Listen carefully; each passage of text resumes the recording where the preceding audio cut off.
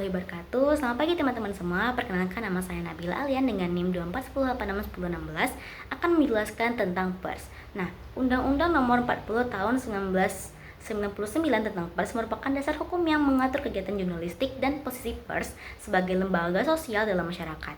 Menurut pasal 1, PERS adalah wahana komunikasi massa yang menjalankan kegiatan jurnalistik mulai dari mencari, memperoleh, mengolah, hingga menyebarkan informasi melalui berbagai media, cetak maupun elektronik.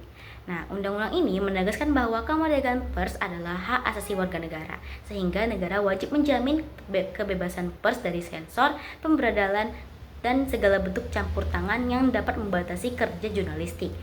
Kebebasan ini diberikan bukan tanpa tanggung jawab. Dimana di sini maksudnya pers diwajibkan menghormati hak jawab dan hak koreksi, serta memberitakan informasi yang akurat, berimbang, dan tidak bertingkat buruk. Nah, untuk menjaga profesionalisme, wartawan diwajibkan untuk mematuhi kode etik jurnalistik yang menjadi acuan moral dan standar perilaku dalam menjalankan tugas. Selain itu, UU Pers juga menetapkan peran Dewan Pers sebagai lembaga independen yang bertugas melindungi kemerdekaan pers, mengembangkan organisasi media, mengawasi pelaksanaan kode etik, serta menyelesaikan sengketa pemberitaan. Dengan demikian, sengketa atau masalah yang ditimbulkan oleh produk jurnalistik seharusnya tidak langsung dibawa ke ranah pidana, melainkan diselesaikan terlebih dahulu melalui mekanisme Dewan Pers. Nah, melalui prinsip-prinsip ini, UU Pers dirancang untuk menjaga keseimbangan antara kebebasan pers, profesionalisme jurnalistik, dan perlindungan terhadap kepentingan publik. Halo semuanya, perkenalkan aku Tasya Hanifa Putri Alena dengan nomor NIM 2410862035. Di sini saya akan membahas mengenai materi Undang-Undang ITE dan juga pokok aturannya. Jadi teman-teman semua, Undang-Undang ITE merupakan aturan yang dibuat di Indonesia yang mengatur segala hal atau segala sesuatu di dalam penggunaan internet maupun di dalam teknologi digital. Di sini semua aktivitas berupa mengirim pesan, menyimpan data dan juga sampai transaksi digital itu telah diatur dan telah ada punya dasar hukum yang jelas.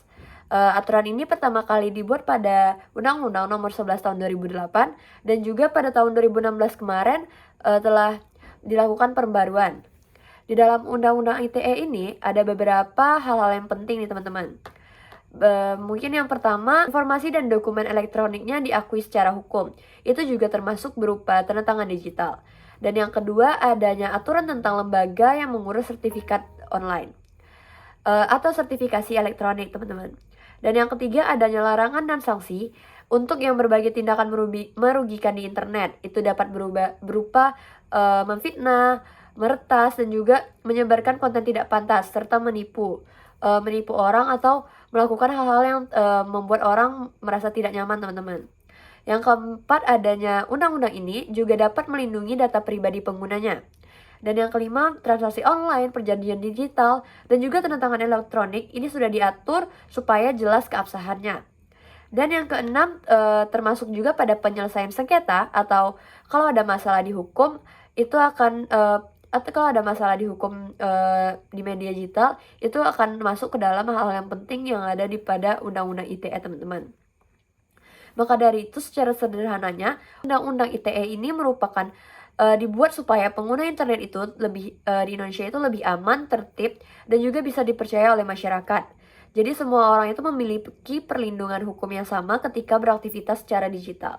Assalamualaikum warahmatullahi wabarakatuh. Perkenalkan, nama saya Kesha Nabila Safira dengan NIM 2410863026. Saya akan menjelaskan hubungan UU ITE dengan UU Pers. Yang pertama itu, UU Pers berlaku untuk produk jurnalistik, sedangkan UU ITE itu untuk konten digital non-pers. Konten yang dihasilkan melalui proses jurnalistik itu akan diatur oleh UU Pers. Sedangkan konten digital seperti konten di TikTok atau di Instagram itu akan diatur oleh UU ITE. Yang kedua itu, UU Pers berfungsi sebagai aturan khusus leg spesialis dalam sengketa pemberitaan. Jadi apabila ada masalah dalam suatu pemberitaan, itu harus diselesaikan melalui UU Pers terlebih dahulu, tidak bisa langsung menggunakan pasal-pasal yang ada dalam UU ITE. Selanjutnya, Dewan Pers menjadi pihak yang menilai batasan antara produk jurnalistik dan konten umum. Dewan Pers ini memiliki kewenangan untuk menentukan apakah karya pers itu adalah sebuah berita atau hanya konten digital biasa. Jadi apabila Dewan Pers sudah menentukan, jadi konten tersebut dapat diselesaikan melalui UU Pers atau UU ITE. Selanjutnya itu pengutamaan UU Pers mencegah kriminalisasi terhadap wartawan. Dengan mendahulukan UU Pers, para wartawan itu tidak gampang terkena pasal pencemaran nama baik UU ITE hanya karena menyebarkan atau memberitakan sesuatu. Selanjutnya itu UU Pers dan UU ITE saling melengkapi dalam mengatur informasi di era digital. Keduanya ini saling melengkapi seperti UU Pers itu menjaga kebebasan dan profesionalisme wartawan, sedangkan UU ITE itu menjaga keamanan dan ketertiban dunia digital. Selanjutnya itu keterkaitan keduanya menjadi penting karena distribusi informasi kini berbasis internet. Meskipun saat ini berita banyak disebarkan melalui media online, akan tetapi apabila berita itu resmi, berita tersebut akan diatur oleh UU Pers, dan UU ITE itu hanya akan mengatur cara penyebaran dan perilaku digitalnya, bukan isi jurnalistiknya. Jadi UU Pers ini melindungi kebebasan dan profesionalitas pers, sementara UU ITE itu mengatur perilaku dan keamanan di ruang digital. Hubungan keduanya ini saling melengkapi, di mana UU Pers itu mengatur siapa dan bagaimana informasi ini diproduksi, sedangkan UU ITE ini mengatur bagaimana informasi digital itu digunakan dan dipertanggungjawabkan oleh semua orang. Assalamualaikum warahmatullahi wabarakatuh. Halo teman-teman semua, perkenalkan saya Salma Mutiara Irza dengan NIM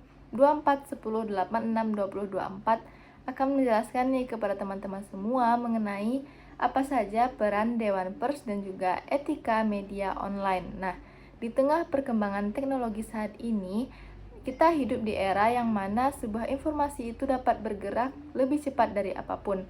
Setiap menit ada berita, isu, dan konten baru yang langsung menyebar di berbagai platform media digital. Arus informasi yang sangat cepat ini memang memudahkan kita untuk selalu update, namun di sisi lain juga membawa banyak risiko. Mulai dari berita yang tidak akurat, judul yang menyesatkan, penyalahgunaan data pribadi, hingga konten-konten yang dapat merugikan banyak orang. Karena itulah penting bagi kita untuk memahami bagaimana sih dunia pers itu dijaga kualitasnya, siapa yang mengawasi, dan aturan apa saja yang harus dipatuhi oleh media, terkhususnya media online yang menjadi sumber informasi utama masyarakat hari ini. Nah, disinilah peran dari Dewan Pers juga etika media online menjadi sangat penting untuk diketahui. Jadi kita masuk ke pembahasan yang pertama, yaitu peran Dewan Pers. Adapun peran Dewan Pers itu yang pertama adalah mengawasi kerja jurnalistik, yang mana Dewan Pers memastikan media menjalankan proses peliputan dan publikasi sesuai dengan standar profesional, bukan asal cepat tayang. Yang kedua yaitu menangani pengaduan masyarakat. Saat ada pihak yang merasa dirugikan oleh suatu pemberitaan, Dewan Pers itu dapat menerima laporan dan juga menilai apakah berita tersebut melanggar kode etik jurnalistik atau tidak. Nah, yang ketiga yaitu menyelesaikan sengketa pemberitaan, yang mana Dewan Pers ini berfungsi sebagai mediator netral untuk menentukan apakah sebuah berita itu sudah sesuai dengan etika atau harus diperbaiki. Yang keempat yaitu memverifikasi perusahaan media. Nah, proses ini penting agar masyarakat dan publik bisa membedakan yang mana media profesional dengan situs atau akun-akun yang tidak jelas yang mengatasnamakan sebuah berita. Yang kelima yaitu menyusun pedoman dan juga pembinaan, yang mana Dewan Pers ini menyusun kode etik jurnalistik, pedoman pemberitaan, serta memberi edukasi kepada wartawan dan redaksi agar standar pers tetap terjaga. Yang terakhir yaitu peran pers adalah melindungi kemerdekaan pers. Nah, Dewan Pers ini menjaga agar pers tetap independen, bebas dari tekanan politik maupun kepentingan tertentu, namun tetap bertanggung jawab kepada publik. Nah, selanjutnya kita masuk kepada etika media online. Jadi apa saja itu etika-etika media online? Nah, yang pertama adalah mengutamakan akurasi atau ketepatan. Nah, meskipun sebuah media online itu dituntut untuk dapat bekerja dengan cepat, namun informasi yang disampaikan itu juga harus terverifikasi sebelum dipubliskan. Yang kedua yaitu etika dalam media online, tidak membuat judul yang menyesatkan, yang mana judul itu harus mencerminkan dari isi, bukan memancing klik dengan informasi yang dipelintir. Selanjutnya yaitu memberikan ruang klarifikasi, yang mana pihak yang diberitakan berhak mengklarifikasi dan juga menjelaskan posisinya. Yang keempat yaitu menjaga privasi serta sensitivitas. Media online tidak boleh menyebarkan data pribadi, foto sensitif, ataupun identitas korban tanpa kepentingan publik yang jelas. Nah, selanjutnya yaitu menghindari ujaran kebencian serta provokasi, yaitu konten ini tidak boleh memicu sebuah diskriminasi, permusuhan, ataupun konflik dalam masyarakat. Nah, yang terakhir, etika dalam media online, yaitu media online tersebut haruslah transparan terhadap sumber, yang mana jika informasi berasal dari pihak ketiga ataupun media lain, maka harus disampaikan dengan jelas demi menjaga kredibilitas sebuah berita yang dibawakan. Halo semuanya, perkenalkan nama saya Anissa Nabila Putri dengan NIM 241086239 yang akan menjelaskan materi terkait kasus yang merujuk kepada pelanggaran Undang-Undang ITE pada platform media sosial. Pada kesempatan kali ini, kasus yang kita bahas adalah kasus platform media sosial TikTok yang berkaitan dengan salah satu influencer bernama Jule yang terlibat dugaan perselingkuhan dengan atlet petinju, meninggalkan tanggung jawab dia sebagai ibu dari 3 orang anak dan juga seorang istri. Di mana kasus ini bermula dari banyaknya konten TikTok negatif yang menjadikan Jule sebagai bahan olokan, mulai dari komentar yang menghina, parodi, video editan, sampai lagu yang bernada merendahkan dengan lirik-lirik yang merujuk kepada pelecehan. Beberapa konten bahkan menyerempet isu agama dan hijab yang digunakan oleh Jule, di mana akhirnya fenomena ini berubah menjadi cyberbullying massal. Dalam kasus ini, pelanggaran terhadap Undang-Undang ITE dapat dikatakan pada pasal 27 ayat 3, yaitu terkait dengan pencemaran nama baik dan juga penghinaan, di mana banyak konten TikTok itu merendahkan martabat Jule dan menyerang karakter pribadinya, baik dengan bagaimana dia berbicara, fisik dia, ataupun ungkapan kata-kata yang telah dia sampaikan sebelumnya pada podcast-podcast ataupun video yang pernah dia upload di media sosial. Ini juga bisa menyangkut dengan pasal 28 ayat 2 terkait ujaran kebencian, seperti komentar dia tentang hijab, tentang dia yang mu'alaf, ataupun berbagai komentar yang menuju kepada sara. Nah, dengan kata lain, sebagian konten tidak bisa dianggap sekedar candaan, tapi juga sudah termasuk kepada ranah hukum. Tentunya terdapat dampak yang ditimbulkan dari kasus ini, mulai dari korban yaitu Jule. Dia juga bisa merasakan stres dengan banyaknya komentar, editan, ataupun ujaran jahat yang dilontarkan kepada dirinya, dan juga berujung kepada dia menarik diri dari lingkungan sekitarnya, baik itu di media sosial ataupun secara langsung. Tanpa adanya lembaga penyaring, batas etika dan hukum menjadi sangat penting supaya kasus-kasus seperti ini tidak terjadi di media sosial. Dan UU ITE menjadi berfungsi untuk melindungi individu dari orang-orang yang menyalahgunakan ruang digital. Karena pada dasarnya sebagai pengguna media digital yang bijak, kita bukan hanya mengerti bagaimana menggunakan media sosial secara teknis, tapi juga mengerti nilai-nilai moral dan dampak yang ditimbulkan dari apa yang kita sebarkan di media sosial.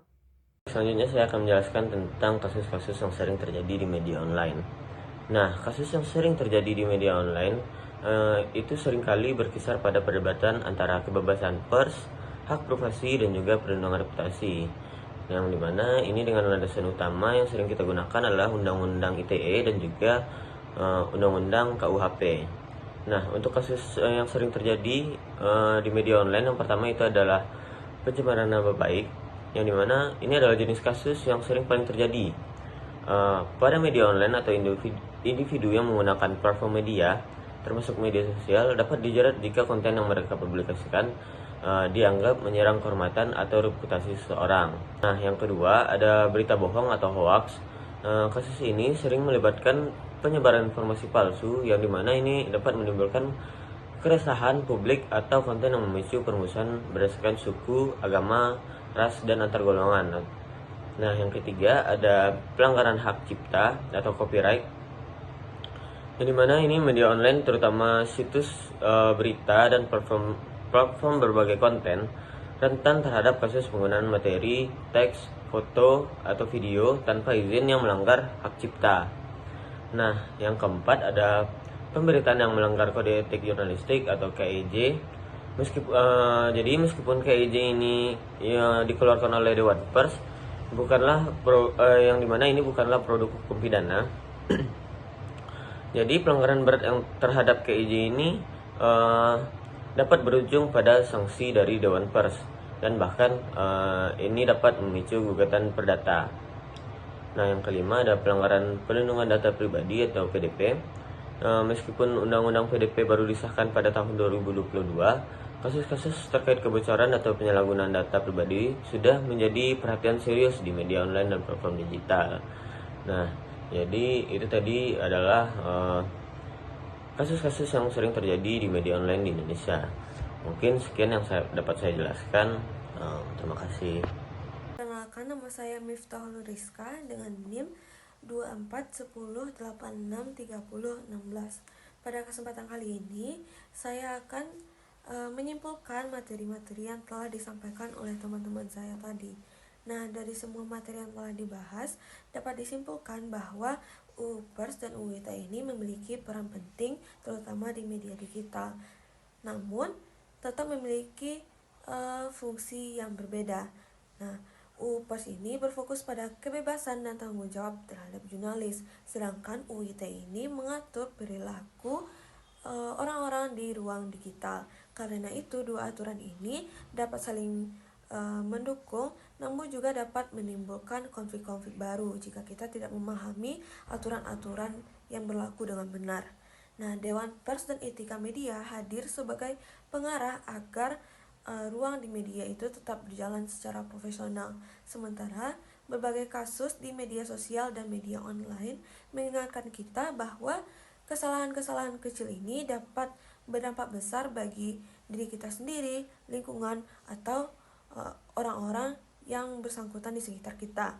Nah, pada akhirnya, pemahaman tentang regulasi, etika, dan contoh pada kasus ini penting agar kita bisa menjadi pengguna media yang lebih baik, lebih bijak, lebih berhati-hati, dan lebih bertanggung jawab dalam berkomunikasi di dalam ruang digital. Semoga materi yang telah disampaikan bermanfaat oleh kita semua.